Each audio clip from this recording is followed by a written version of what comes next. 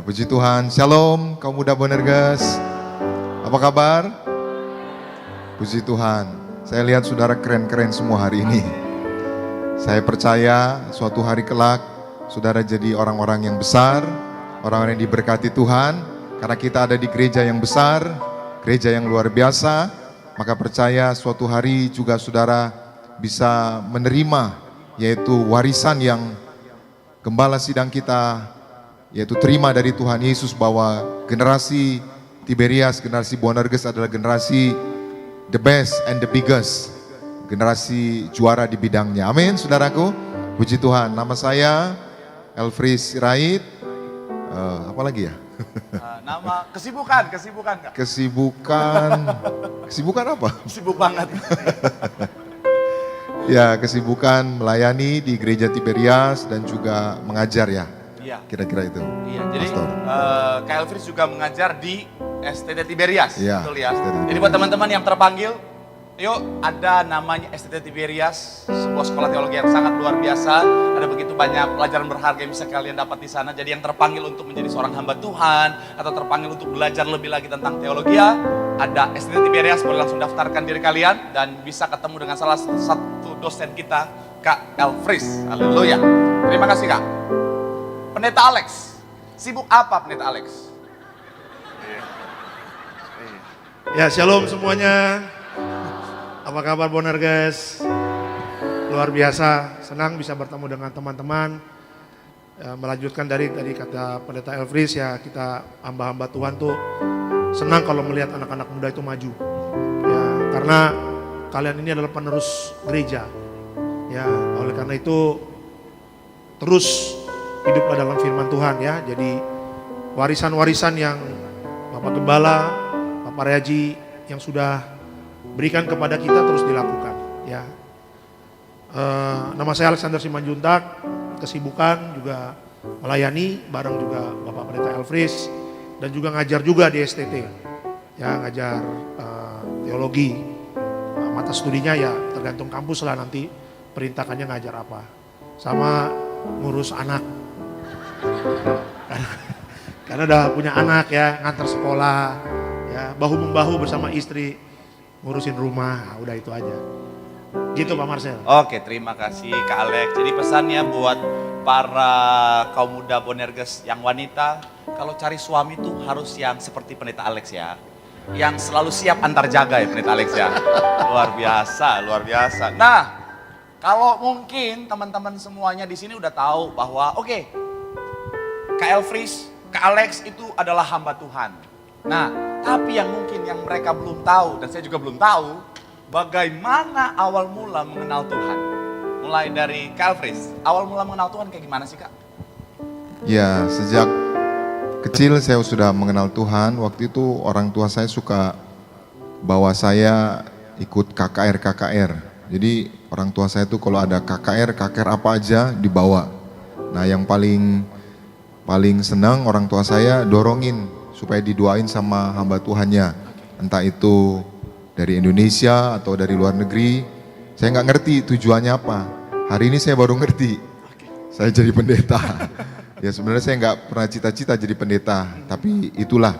Ternyata apa yang dilakukan orang tua itu semuanya ada tujuannya. Dan semuanya suatu hari kelak pasti akan digenapi oleh Tuhan Yesus. Maka itu awalnya, kira-kira gitu. Jadi sejak kecil sudah memang punya orang tua yang selalu rindu beribadah dan akhirnya sering dibawa ke ibadah KKR dan akhirnya sering didoakan. Akhirnya jadi pendeta tuh sejak kapan tuh Kak? Apa waktu didoakan langsung jadi pendeta atau gimana? Ya. Kecil udah pendeta gitu Kak? Saya sekali lagi nggak pernah cita-cita jadi pendeta. Iya, Kak. Saya dulu sekolah jurnalistik gitu. Dengan ekspektasi ingin jadi wartawan. Maka saya jadi pendeta itu ya Pak Reji yang jadikan saya pendeta. Karena saya nggak pernah cita-cita jadi pendeta. Maka waktu itu saya masuk Tiberias, saya melamar jadi Tiberias Media. Karena saya kenal Tiberias pertama kali itu di toko buku. Maksudnya di toko buku saya lihat majalah Tiberias dan Buletin Tiberias. Nah dulu majalah Tiberias, Buletin Tiberias itu selalu ditaruh di toko-toko buku besar, toko-toko buku kecil. Maka majalah dan Buletin Tiberias ini mencolok sekali, menarik sekali. Karena mukanya, halaman depannya itu selalu memunculkan kesaksian. Nah kesaksian orang bangkit dari mati, kesaksian orang sembuh dari kanker. Nah saya tertarik sekali. Nah, semenjak itu saya kenal Tiberias. Sampai akhirnya saya melamar jadi pegawai Tiberias Media. Waktu itu kantornya di Menteng Prada. Dan waktu itu saya melayani sebagai jurnalis. Dan puji Tuhan akhirnya kenal dengan Pak Pariaji. Dan waktu itu Pak Pariaji ya minta sebagai stafnya, timnya. Sampai akhirnya saya menjadi asistennya, maksudnya orang yang menulis buletin, menulis majalah gitu. Sampai akhirnya Pak Pariaji bilang, "You harus jadi pendeta." Wah, saya kaget, saya bilang sama istri saya, "Apa pernah kepikiran jadi istri pendeta?" Nah, nggak pernah kepikiran gitu. Ya karena Pak Pariaji yang perintahkan dan tahbiskan, ya mau nggak mau saya akhirnya jadi pendeta sampai hari ini. Maka sebenarnya saya bilang sama Pak Pariaji, "Pak, saya nggak usah jadi pendeta, saya ya sekretaris Bapak aja, nemenin Bapak aja terus." "Enggak, you harus jadi pendeta." Nah itu sebabnya akhirnya saya sekolah lagi, sekolah teologi. Dulu sekolah jurnalistik, ya, jadi wartawan, nggak punya cita-cita jadi pendeta. Dan ternyata akhirnya ya Tuhan pilih melalui Pak Pariaji dan sampai hari ini bisa melayani menjadi pendeta Tiberias. Wow, Puji tepuk Tuhan. tangan yang paling meriah dulu buat Tuhan. Memang rancangan Tuhan, rancangan yang luar biasa ya. Nah kalau pendeta Alex, awal mula akhirnya mengenal Tuhan dan akhirnya kenal Tiberias itu seperti apa? Kalau mengenal Tuhan sih dari dulu sih sama dengan Pak Efris. Kita tuh papa mama kita apalagi orang Batak ya, wah namanya sekolah minggu, hari minggu nggak boleh absen. Keras, ya. Jadi memang didikan untuk beribadah itu memang udah dididik dari kecil. Tapi mengenal Tiberias itu tahun 2004. Ya berapa kali saya pernah cerita, saya itu sakit pinggang, lagi main basket, sampai pernah ke alternatif, nggak sembuh. Akhirnya kakak saya lah yang ngajak saya untuk datang ke Tiberias Plaza Jambu 2 Bogor. Kebetulan itu mall sama rumah nggak terlalu jauh. Nah dari situlah saya mengenal gereja ini kok aneh ya. Di gereja ini kok kita bisa nangis gitu. Saya kan dulu orangnya nggak pernah nangis, nangisin orang sering ya kan. Jadi curhat ya Alex ya. Nangisin orang sering, tapi untuk diri sendiri nangis kayaknya jarang gitu. Kecuali kalau dulu lagi ribut sama mami papi ya mungkin sekedar sering nangis dia di rumah. Udah, nah dari situlah kebetulan waktu itu pokok doa saya itu ditaruh di depan, paling atas. Dan hamba Tuhan waktu itu saya lupa, dia bacain pokok doa saya.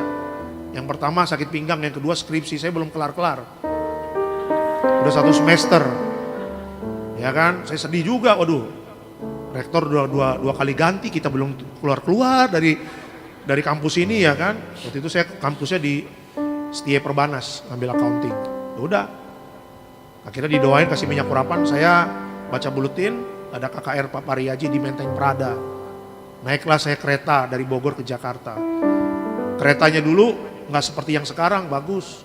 Kalau dulu namanya kereta kambing. Benar, kita duduk depannya kambing, benar itu. Ya belum lagi orang tawuran, copet, jual mijon.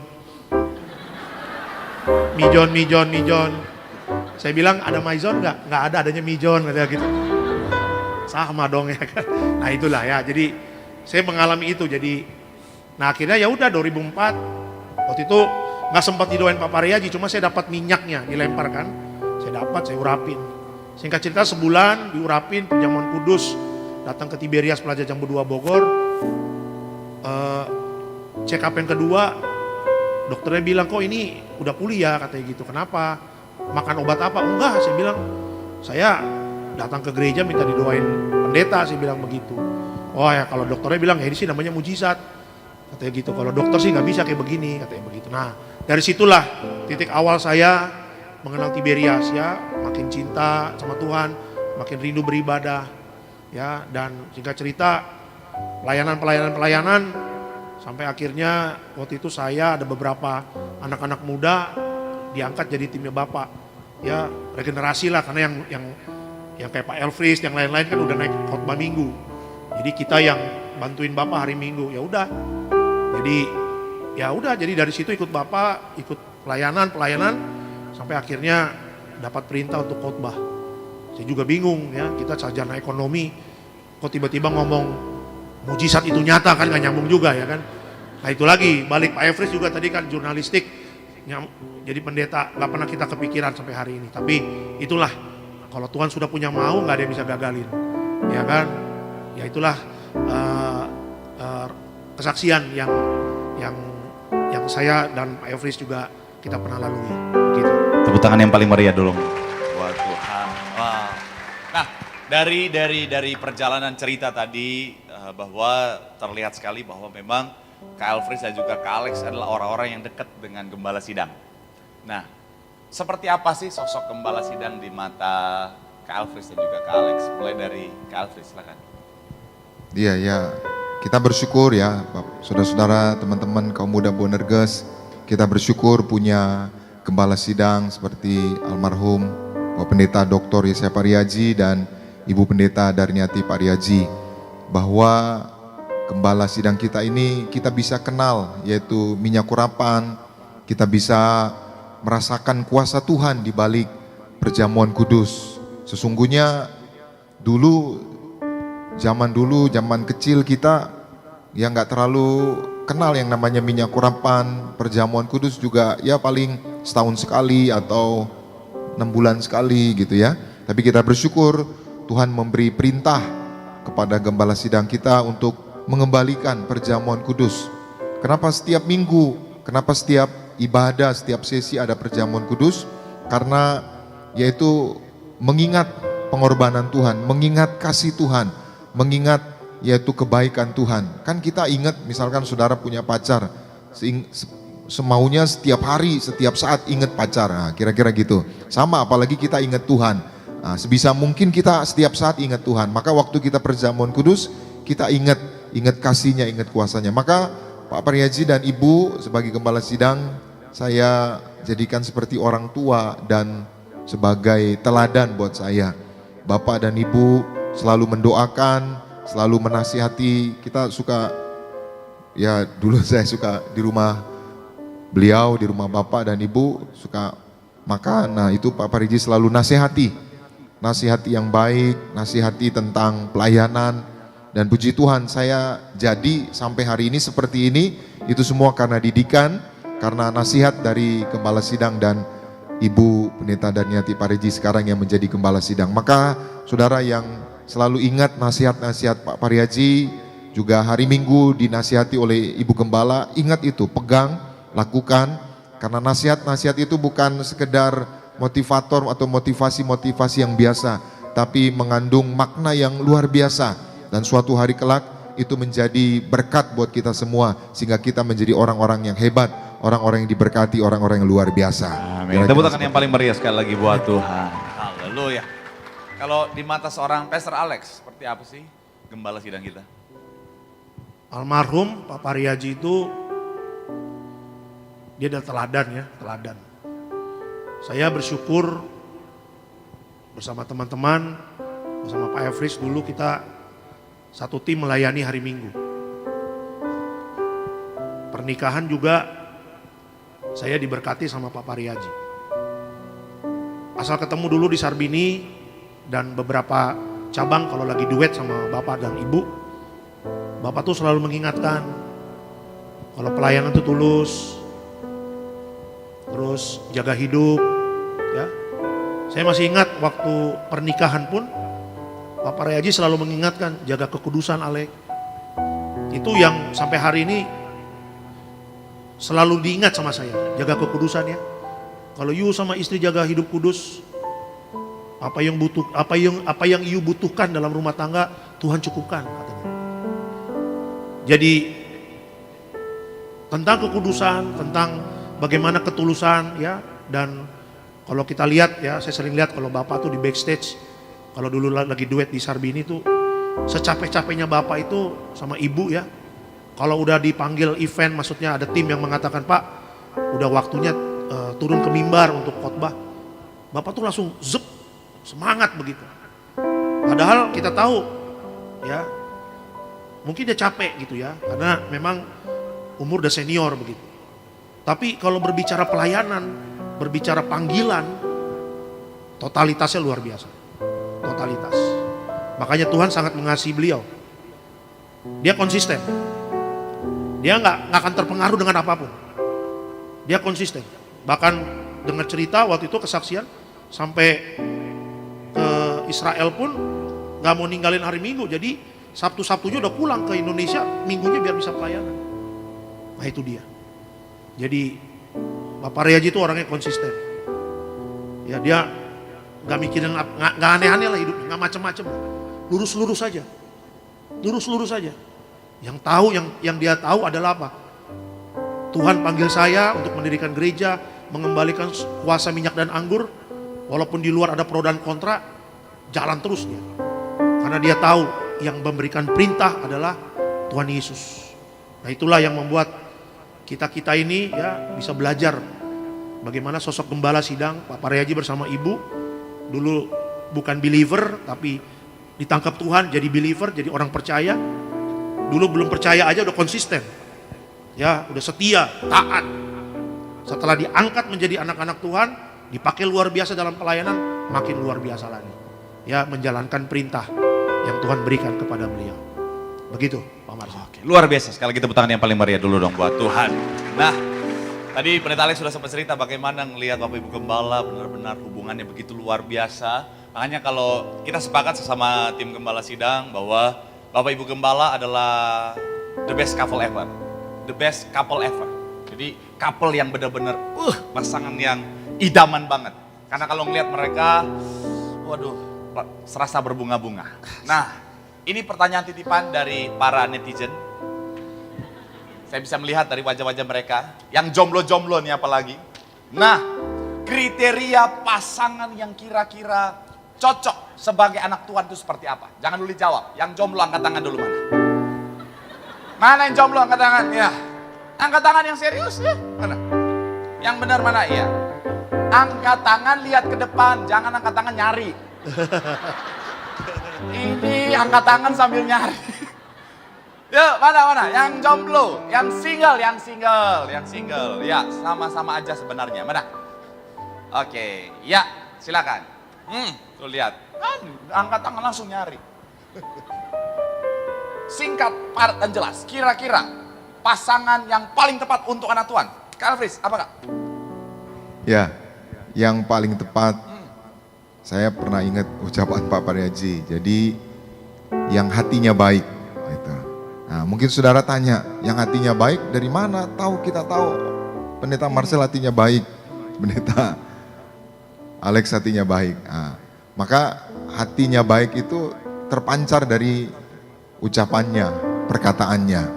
Nah, perkataannya itu nggak ada yang ya perkataan yang melukai, perkataan yang nipu, perkataan yang kasar gitu ya, yang jahat gitu. Lalu yang kedua adalah perbuatannya.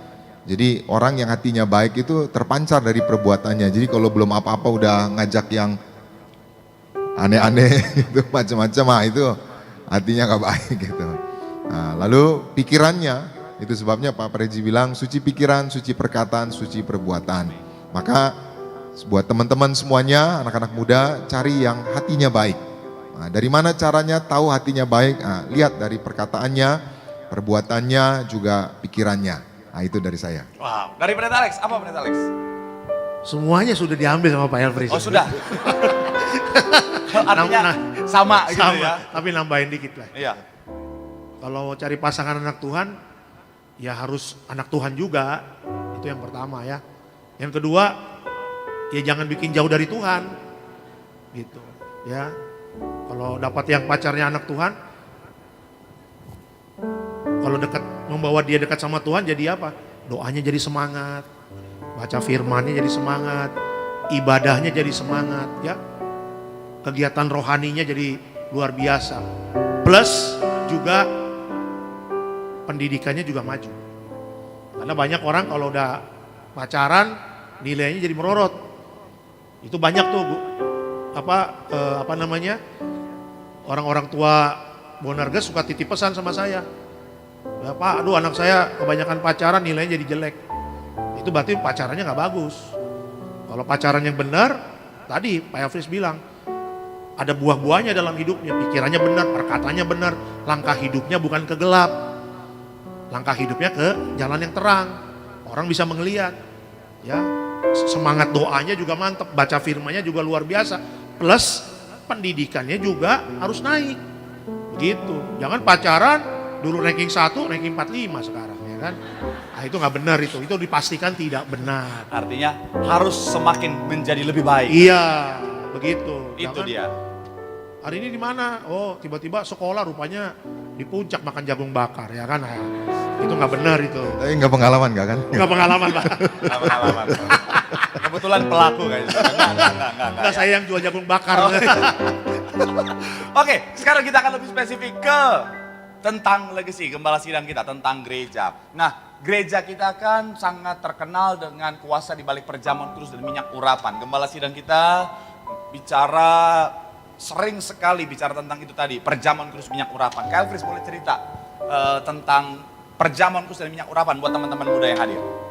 Iya, jadi teman-teman semuanya perlu diingat bahwa ada 3 perintah penting, 3 perintah utama yang disampaikan Tuhan Yesus, yang diterima oleh gembala sidang kita Pak Pariaji. Nah, 3 perintah inilah yang nanti kita menjadi dasar, menjadi pedoman sehingga gereja ini sampai hari ini. Nah, jadi bukan kehendak manusia, bukan keinginan manusia, tapi perintah Tuhan. Nah, ini sebabnya saya selalu kemana-mana bilang gereja Tiberias adalah gereja yang unik. Nah, gereja yang spesial, gereja yang unik. Karena apa? Karena pendirinya, gembala sidangnya itu dipilih Tuhan langsung, dipanggil, bahkan diperintah. Maka ada 3 perintah penting, 3 perintah utama. Yang pertama adalah Pak Riaji dirikan gereja seperti zaman Kisah Para Rasul. Nah, maka itu sebabnya gereja Tiberias seperti Kisah Para Rasul, yaitu ada banyak mujizat, ada banyak tanda mujizat. Nah, perintah yang kedua adalah kembalikan kuasa perjamuan kudus dan minyak urapan. Pertanyaannya, kenapa kembalikan? Berarti dulu sudah pernah ada, tapi mungkin sudah hilang dan tidak dilakukan lagi seperti apa yang menjadi kehendak Tuhan di dalam Alkitab. Nah, perintah yang ketiga adalah serukan manusia suci pikiran, suci perkataan, suci perbuatan. Nah, 3 perintah ini goalnya adalah visi dan misi gereja Tiberias, yaitu apa? Mempersiapkan jemaat yang kudus, misionaris, dan siap ke surga. Maka ya boleh kita berikan tepuk tangan yang meriah buat Tuhan Yesus. Maka 3 perintah ini harus terus dilakukan. Sampai kapan? Sampai Tuhan datang. Maka termasuk tadi perjamuan kudus dan minyak urapan. Suatu kali Pak Pareji baru memulai pelayanan. Nah, Pak Pareji melihat lukisan perjamuan kudus.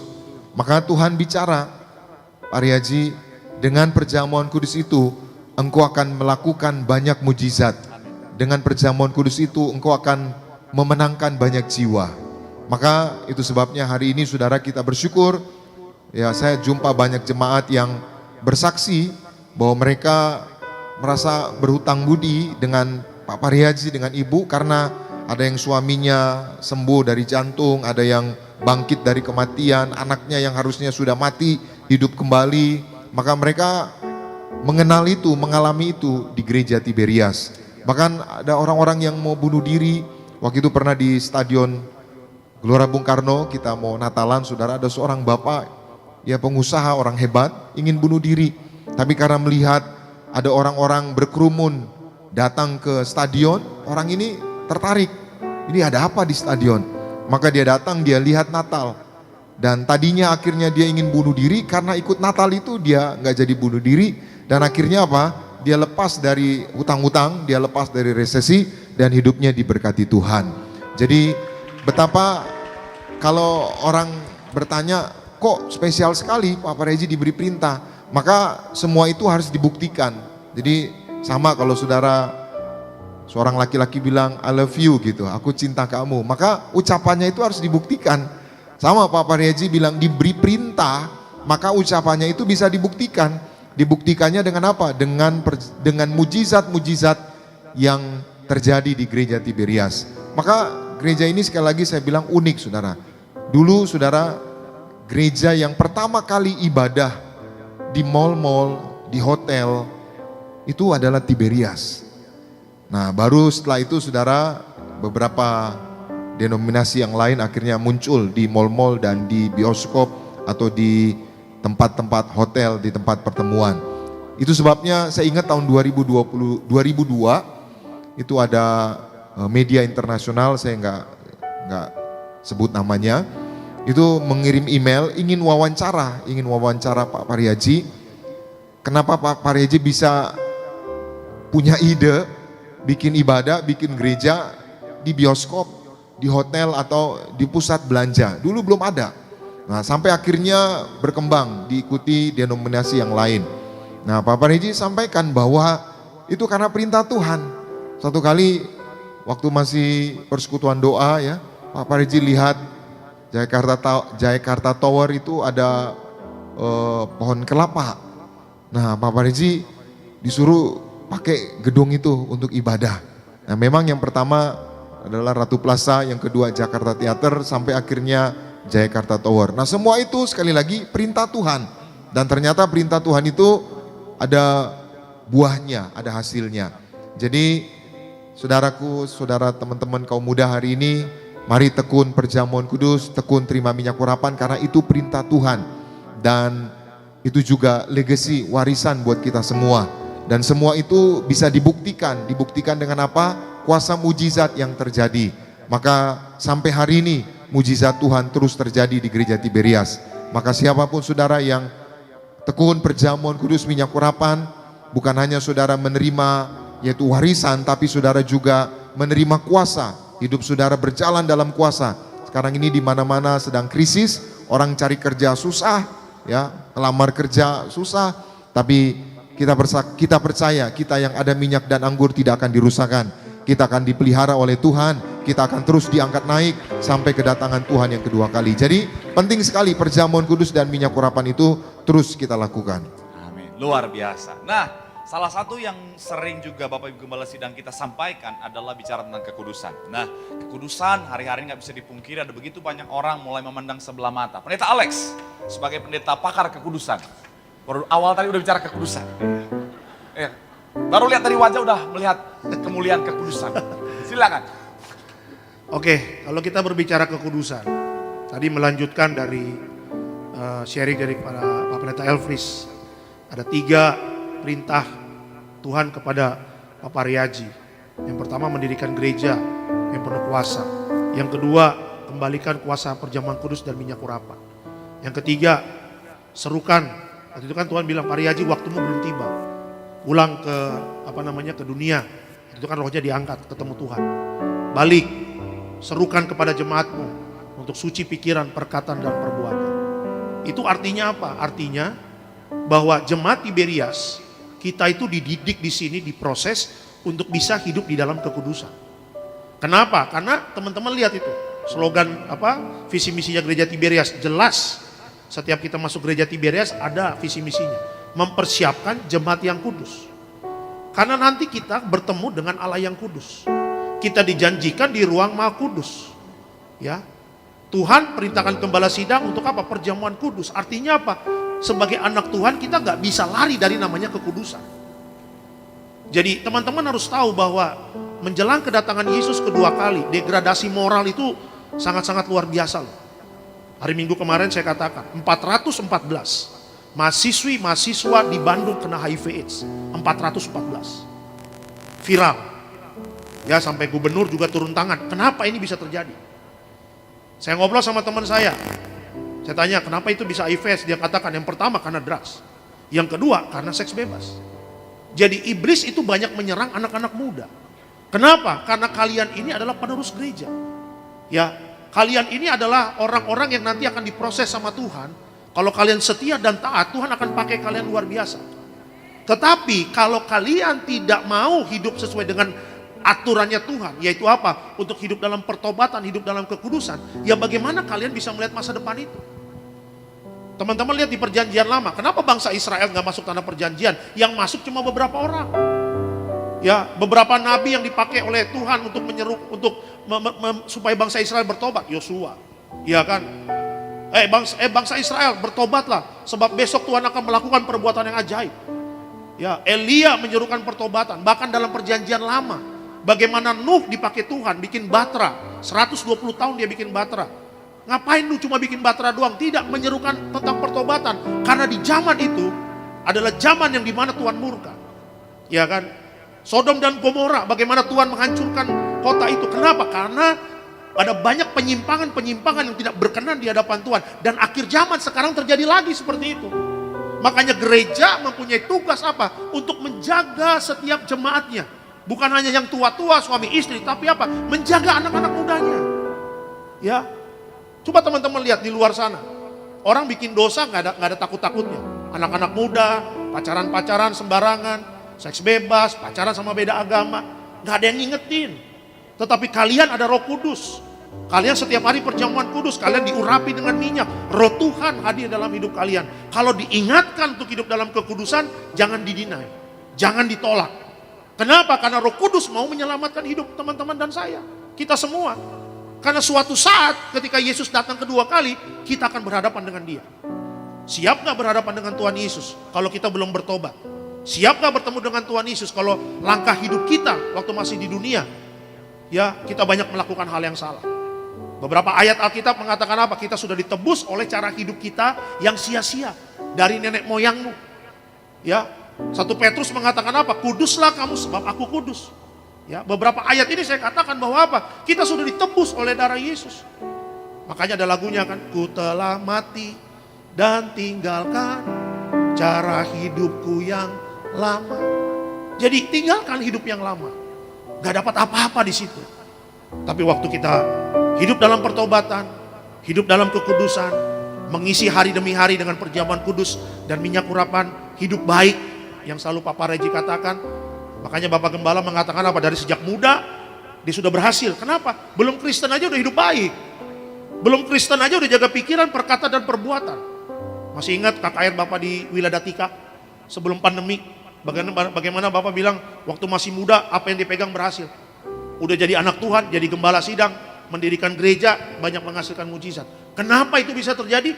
Karena ada kekudusan di gereja ini. Nah itu dia, jadi kenapa kita hamba-hamba Tuhan di gereja ini selalu menyerukan kekudusan. Karena ini akhir zaman. Teman-teman bisa lihat di luar sana. Ya waduh, kalau kita nggak ikut Tuhan hancur deh. Tapi kalau kita ikut Tuhan, kita dijagain, diingetin terus sama Roh Kudus. Ya jangan kompromi, konsisten jaga hidup. Cari dahulu kerajaan Allah dan kebenarannya. Bapak suka begitu gitu kan. Cari dahulu kerajaan Allah dan kebenarannya, maka semua akan ditambahkan. Masa depan yang indah, masa depan yang baik itu pasti Tuhan akan berikan bagi orang yang hidup dalam pertobatan dan hidup dalam kekudusan. Tepuk tangan yang paling meriah dulu buat Tuhan. Wah, benar-benar luar biasa ya. Memang Pendeta Alex pakar kekudusan ya.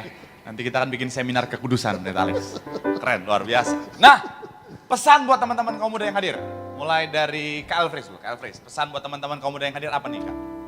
Iya, jadi buat teman-teman semua, kaum muda, Bonerges, saudara punya visi, punya target masa depan saudara seperti apa. Maka visi itulah yang membuat saudara termotivasi untuk do the best. Artinya apa? Apa yang anak-anak muda lakukan hari ini, apa yang teman-teman lakukan hari ini, itulah masa depan saudara. Sekali lagi, apa yang saudara lakukan hari ini, itulah masa depan saudara. Jadi kalau saudara mau lihat masa depan yang indah, masa depan yang baik, masa depan yang luar biasa, lakukan yang luar biasa hari ini. Dan gak boleh sama dengan orang dunia. Seperti tadi Pendeta Alex bilang, Pak Reji itu selalu terus serukan jaga kekudusan. Saya ingat cerita Pak Reji. Pak Reji berasal dari desa ya, maksudnya dari kampung. Tapi dia bisa sampai dapat beasiswa ke Amerika. Semua difasilitasi oleh negara. Nah, waktu di Amerika, nah saudara tahu gimana orang di Amerika ya, pergaulan bebas dan sebagainya. Nah Pak Reji di Amerika, dia kuliah dapat beasiswa, dia tetap jaga kekudusan. Bahkan suatu kali udah jadi pendeta, Pak Prezi juga pernah ke Amerika.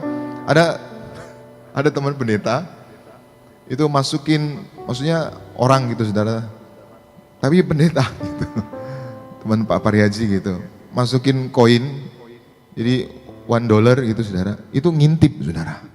Nah itu ngintip yang bukan-bukan gitu saudara, ngintip yang maksudnya yang gambar yang nggak bagus. Maka Pak Prezi bilang kok begitu gitu. Jadi betapa orang hari ini saudara sedang dijerat oleh iblis, yaitu dengan apa? Dengan ya pergaulan bebas, dengan free sex, dengan pornografi dan macam-macam. Maka saudara anak-anak muda, lakukan yang terbaik. Apa yang saudara lakukan yang terbaik hari ini, itu akan menentukan masa depan saudara. Dan saya yakin, sekali lagi saya yakin saudara yang hadir hari ini, saya punya iman suatu hari saudara jadi orang-orang yang sukses, orang-orang yang diberkati, saudara punya masa depan yang indah. Ini bukan iming-iming, tapi saya punya iman. Kenapa saya punya iman seperti itu? Karena ini pengumuman Youth Day ini sudah berapa minggu ya, Pastor Marcel ya? Sudah berapa minggu. Nah saudara yang datang, artinya apa? Saudara benar-benar punya kerinduan, saudara terpanggil. Dan saudara adalah orang pilihan, sama-sama bersama saya katakan, saya orang pilihan. Amin. Kan banyak saudara yang diundang, tapi yang datang saudara, artinya saudara adalah orang pilihan. Dan tidak kebetulan saudara hadir hari ini, percayalah Tuhan sudah siapkan rancangan yang besar buat saudara. Doa saya saudara suatu hari kelak jadi orang-orang yang sukses, orang yang diberkati Tuhan. Demikian. Wah, luar biasa. Kalau dari Pendeta Alex? Kalau dari saya, sesuai firman aja hidup. Itu aja. Dengan apa anak muda menjaga kelakuannya bersih? Mazmur mengatakan apa? Hidupnya ada firman. Itu. Jadi kenapa kayak Yusuf gak punya apa-apa bisa tinggal di istana umur 30? Karena dia gak macam-macam hidupnya. Hidupnya cinta Tuhan dan takut akan Tuhan. Kalau dari sejak muda aja udah cinta Tuhan dan takut akan Tuhan, artinya apa? Mau menyenangi hati Tuhan dengan perbuatannya. Ya, sekolahnya pengen do the best, pelayanannya pengen do the best, pergaulannya gak mau yang seperti itu. Ingat firman, pergaulan yang buruk merusak kebiasaan yang baik. Jadi kalau kita hidupnya sesuai dengan firman, segala sesuatunya nanti Tuhan jaga. Nanti Tuhan ingetin sama Roh Kudus, kemarin kan baca ayat ini, ayo dong lakukan. Kemarin kan baca ayat ini, ayo dong lakukan. Ya, jadi kita semua gak ada yang sempurna. Makanya kita butuh firman, kita butuh Roh Kudus. Waktu Yesus naik ke sorga, Yesus mengatakan apa? Jangan takut, aku akan memberikan roh penolong. Nah itu dia, Roh Kudus itu roh penolong. Ya, jangankan jemaat, kita aja pendeta butuh Roh Kudus. Kita bukan Superman. Iya, kita juga masih manusia, kita ada roh, kita juga ada daging ini. Kalau kita hidup gak berjaga-jaga juga repot juga akhir zaman begini. Ya, kita punya istri, kita punya anak, kita punya pelayanan, ada tanggung jawab sama Tuhan melalui pelayanan kita lewat gereja. Kita menjangkau jiwa-jiwa, nasihatin yang baik untuk jemaatnya. Makanya hiduplah sesuai dengan firman. Ya, belajar yang benar, hidup sesuai dengan firman. Nanti gimana caranya Tuhan ya? Kalian akan terheran-heran bagaimana nanti Tuhan akan membawa kalian ke satu tempat yang tidak pernah kalian pikirkan. Itu yang tadi Pak Hafiz bilang, lakukan secara luar biasa, secara dahsyat, totalitas. Nanti Tuhan kalian akan lihat. Kalau bangsa Israel ya diberikan tanah perjanjian, teman-teman juga akan diberikan tempat yang luar biasa yang Tuhan sediakan bagi kita semua. Tepuk tangan yang paling meriah dong buat Tuhan. Luar biasa. Terakhir sebelum kita tutup, jika Ibu Gembala kita nonton, mau ngomong apa buat Ibu? Silakan, mulai dari gantian. Sekarang Pendeta Alex, silakan. Pertanyaannya tadi ulangi lagi. Udah gak bisa diputar lagi. Jika Ibu nonton, Pendeta Alex pengen ngomong apa buat Ibu? Silakan. Shalom Ibu, saya mengucapkan terima kasih. Ibu terus menjadi teladan bagi kita semua. Ibu juga menjadi teladan bagi saya, istri dan anak keluarga. Dan saya percaya Ibu akan terus dipakai Tuhan luar biasa. Melanjutkan dari pelayanan dari Bapak Gembala, Bapak Pendeta Dr. Rese Pariaji. Pelayanan Ibu akan luar biasa disertai kuasa mujizat. Dan kita semua hamba Tuhan dan semua anak-anak muda selalu dukung doa untuk Ibu. Dan kita percaya Gereja Tiberias bersama Ibu Gembala akan terus mengantarkan banyak jiwa jadi warga surga. Amin. Kalau dari Kak Elfris? Ya, shalom Ibu, terima kasih Ibu atas doa-doanya, atas nasihatnya. Kemarin juga Ibu doain saya, ya saya bersyukur. Nah, Ibu udah sebagai ibu, orang tua saya, terima kasih untuk didikannya, nasihatnya. Kami terus akan membantu, mendukung pelayanan Ibu Gembala dan juga Gereja Tiberias. Saya doa apa yang menjadi pesan dari almarhum Bapak Gembala, Bapak Pendeta Dr. Yesaya Pariaji bisa bersama-sama kita teruskan, kita lanjutkan. Dan saya punya iman sampai Tuhan datang, Ibu Gembala terus melayani untuk kita semua, untuk Gereja Tiberias. Tuhan Yesus memberkati. Kasih jumpai aku di sana, kasih mati tertikam untuk hapus dosaku. Ku percaya hanya kepadamu Yesus. Kasih jumpai aku di sana, kasih memeluk aku di sana, kasih berlubang paku selamatkan hidupku. Ku percaya hanya kepadamu Yesus, bab kasih-Mu menjemputku di sana.